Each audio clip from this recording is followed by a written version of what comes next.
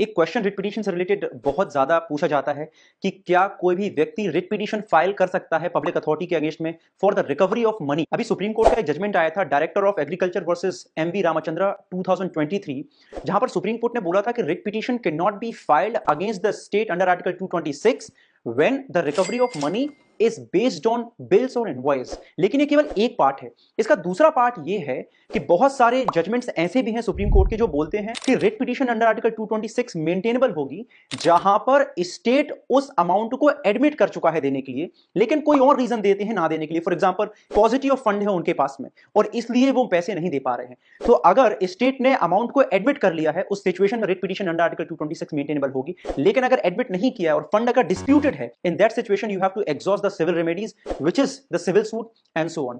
इसके लिए आप एक बहुत इंपॉर्टेंट जजमेंट है गुवाहाटी हाईकोर्ट का पढ़ सकते हैं जिसका नाम है Abdul Kasim versus state of Assam 2007। See you tomorrow.